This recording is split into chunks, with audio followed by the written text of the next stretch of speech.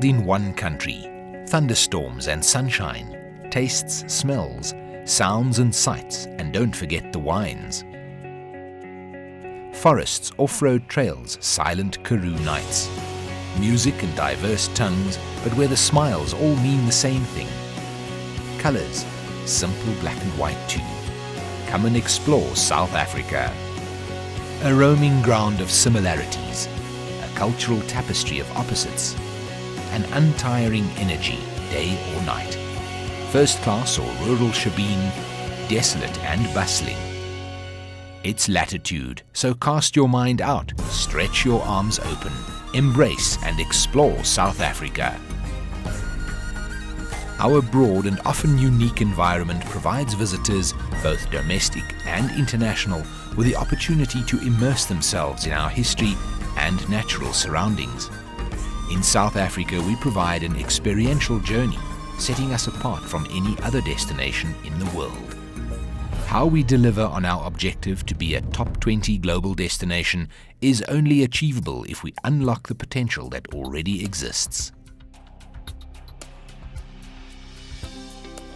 So how do we deliver on our promise? How do we take the potential and turn it into a climate for tourism, business development and empowerment?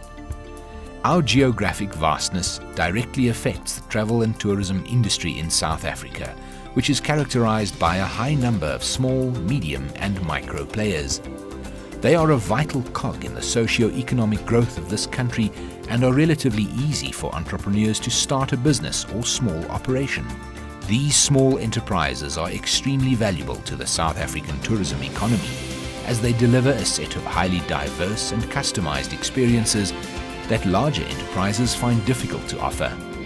The only key challenge to their sustainability and their ability to deliver a quality experience lies in access to the market and access to skills and training.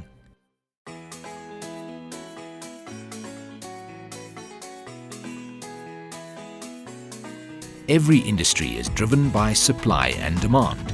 Demand is increasing rapidly in South Africa, which necessitates aggressive capacity building, not only within the existing infrastructure, but more importantly in the identification and development of new products and opportunities that reflect our true tourism potential. That is the business of tourism. That is the business of the South African brand.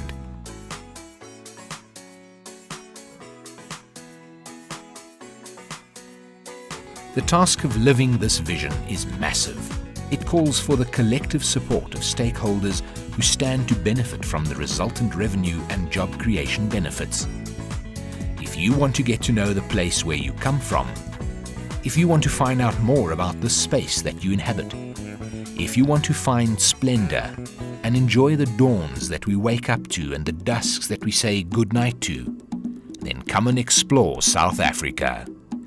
If you want to find that special lodge, that unbelievable resort, that tucked-away chalet, if you want to experience a trip where from start to finish it felt like a rehearsed, seamless guided tour, if you want to dine, wine, view, drive, ride, cycle, climb, massage, fly, leap, sun, dive, shop, Watervalboven to the Waterberg, Gold Reef City to Cullinan, Philippolis or Mangaung, Blyde River Canyon, Drakensberg, the Cedarburg, Garden Route Tsitsikamma, Otto Trail, Robben Island, South Africa offers a participative, immersive tourist experience.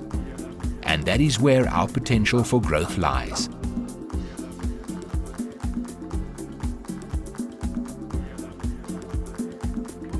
Immerse yourself in rich culture and diversity that makes South Africa an unforgettable experience. Come and explore South Africa, where the depth and breadth of a country hiding extreme treasures awaits to touch your soul.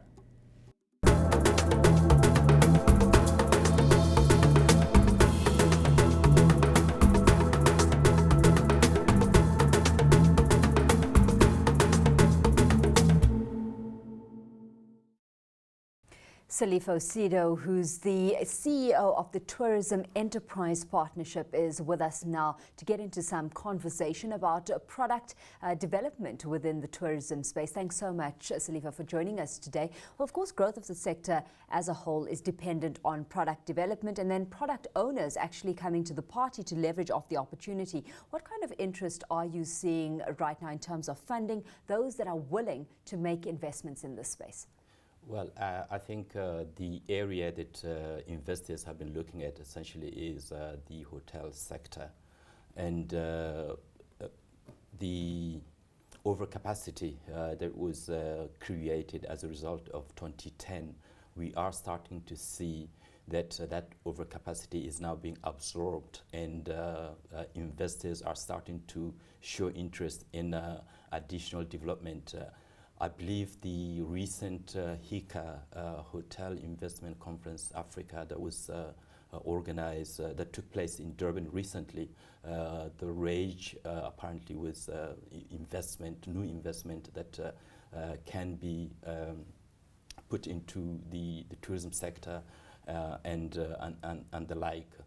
From a small business development point of view, tourism SMEs, I think in that particular sector, what we are seeing from our clients essentially is that they're trying to consolidate the assets that they have now, their guest houses, their B&Bs. They're not looking to expand or anything in that order. They're actually trying to basically maximize occupancies and recoup investments that they have made ahead of 2010. Let's pick up on that point. I mean, is there a distinction to be made, firstly, between local and foreign investment that's being directed this way, and then secondly, between the smaller players, so the likes of your SMEs, and then the bigger boys in this space, your more established brands, because that should give us a sense of just how much muscle is needed to compete within the tourism sector? Yes, certainly. The international investors, the international brands are looking at South Africa. They are doing their homework to see whether this is actually a destination for them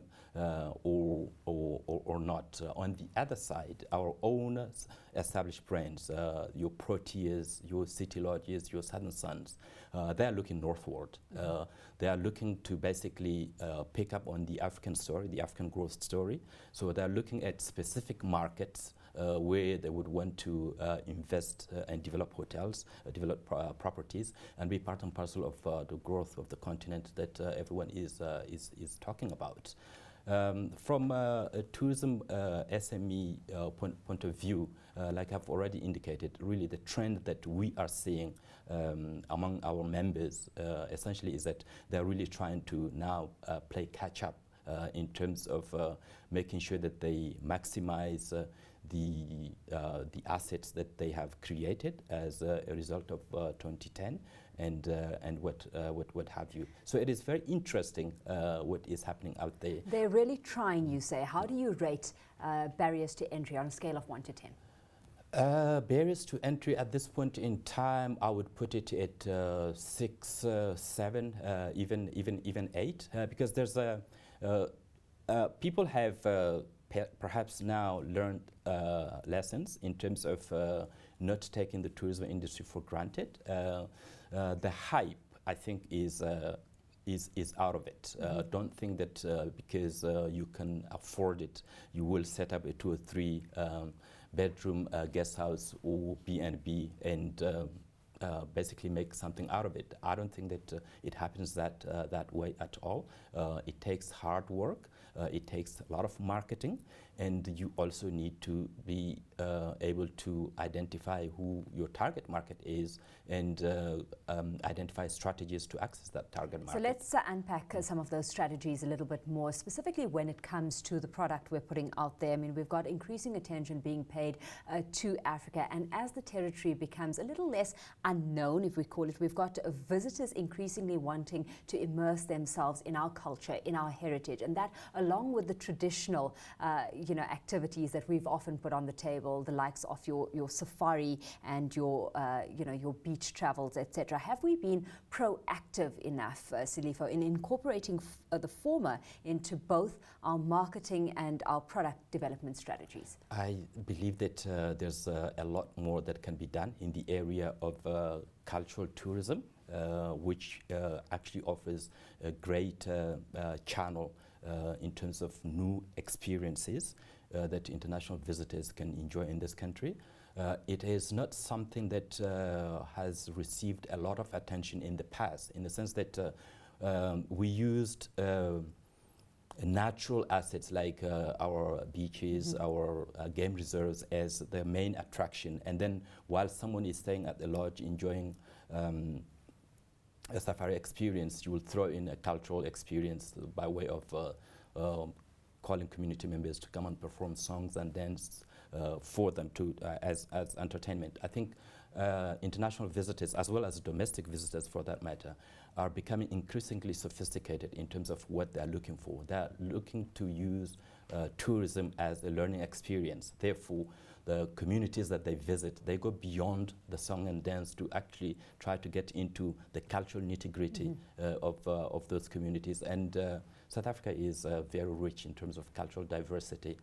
And if we could package that in terms of experiences that both domestic tourists can use to discover each other, as well as international visitors can use to discover Africa and South Africa, I think we will be able to get to the next level in our tourism product development. Let's take it a step further then to getting to a higher level: sports tourism, ecotourism, medical tourism even. Is enough attention being paid to those quarters?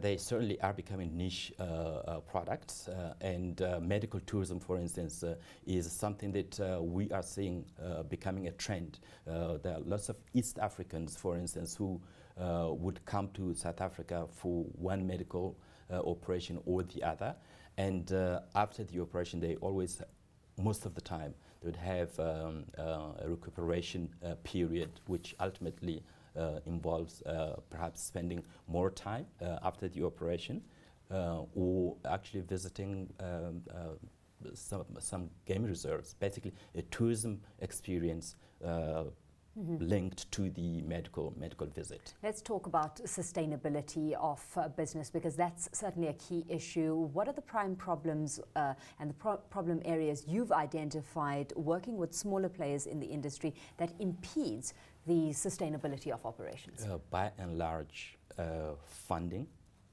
and market access. Funding to develop the product further. And when I say develop the product further, I'm not talking about adding new rooms or building additional capacity and so on and so forth, but funding to basically just make sure that cash flows are taken care of, for instance, or being able to pay the debt that was used to develop the asset in the first place. So that is something that is very common among tourism SMEs. And then the next bit is really access to the marketing channel. You can have a beautiful product, you can have all the skills that you need in order to operate that beautiful product. If you do not have a way of exposing that product to the sales channel, you will not be able to make it, simply because no one will know about your product. So that is really an issue. And that is what we are trying to address through some of our interventions at the TEP. Very quickly, just how cost competitive can we afford to become here? Are we cost competitive on a global scale, where we know that we've got consumers globally under pressure right now and becoming a whole lot more penny-wise? Look, it really depends on who you're talking to. There are people who say that some of our destinations have now been priced out of the market, and there are people who maintain that we are still competitive globally. And I must indicate to you that the silver lining for us in the fact that the rand is depreciating is the fact that our destination is now becoming more affordable. We will be able to attract more tourists, and I think we should be able to find a way of making sure that we package our products in such a way that we can take advantage of that particular situation. Yeah.